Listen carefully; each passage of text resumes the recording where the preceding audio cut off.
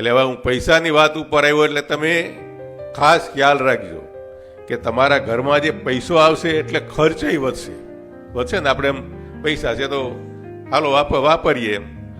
પહેલાં આપણે 95 પહેલાં કે 2000 પહેલાં એટલા બધા રામદેવ પીરના પાઠ ન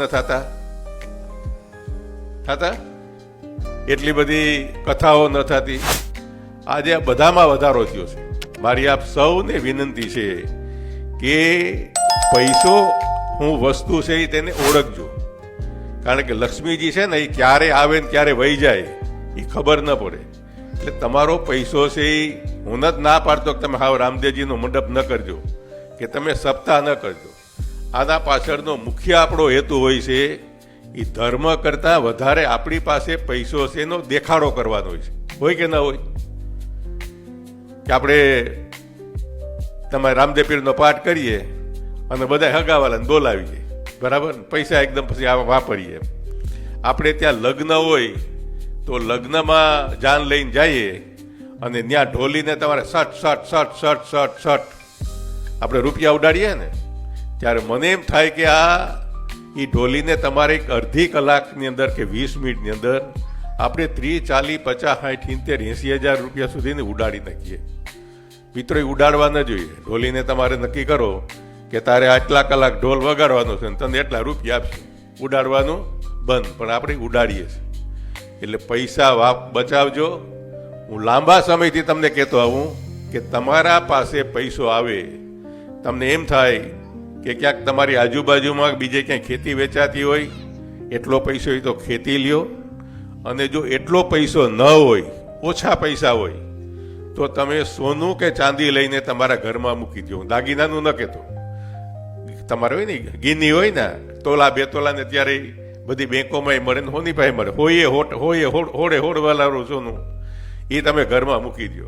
હવે આ વિચારોમાં આ જે કહું તમને 1995 પછી કાયમ હું કહેતો આવું, તો જેની 2000 કે 2002 પહેલા 97-98 સુધીમાં ત્યારે સોનાના ભાવ 4.5 થી 5000 હતા. એટલા અત્યારે કેટલા છે ખબર છે તમને? આજના સોનાના ભાવ 1,39,000 રૂપિયા. ચાંદીના ભાવ ત્યારે હતા કિલોના 7000 રૂપિયા. આજે કેટલા છે? 2 લાખ. ચાંદીના ભાવ આજે કિલોના 2 લાખ છે. હવે વિચારો, તેદી તમારી પાસે 7000 છે, 1 કિલો ચાંદી લઈને મૂકી દીધી હોત તો, 1 તોલું તમે સોનું મૂકીને લીધું હોત તો શું થાત? હજી પણ આજ પરિસ્થિતિ આવશે. આજથી પછી 20 વર્ષ પછી આજે છે ને એ ભાવ 4 ગણા થઈ ગયા છે. કારણ કે તમારા દરેક વસ્તુ છે એની અછત છે. જો એ સોનું છે એ જે સિક્યુરિટી એની છે એને લીધે આજે વિશ્વના બધા દેશો, વ્યક્તિઓ નહીં તો વિશ્વના દેશો છે, એ પણ સોનું જ્યારે એની પાસે પૈસા સરપ્લસ થાય ત્યાં લઈને પોતાના ખજાનામાં મૂકતા જાય છે. એટલે સોનાના પણ ભાવ ઘટશે. અને ચાંદી છે એ માત્ર તમારે દાગીનામાં કે નથી વપરાતી, ચાંદી છે એ ઉદ્યોગમાં પણ વપરાય છે બધામાં. આપણે ચૂંટણી વખતે જે મતદાન કરવા જાય ને અહીંયા ટીપું જે મૂકે ને, આપણે ટીપું મૂકીને કાળો ડાઘ થાય, એ પણ ચાંદીમાંથી બને. એટલે ચાંદીનો જે વપરાશ છે, જે રીતે વસ્તી વધે, જે રીતે ઉદ્યોગો વધે, જે રીતે ટેકનોલોજીની સાથે તમારા બધા ગેજેટ આપણે ફોન ને બધા વાપરીએ ને, એ જે બધામાં ચાંદી વપરાય.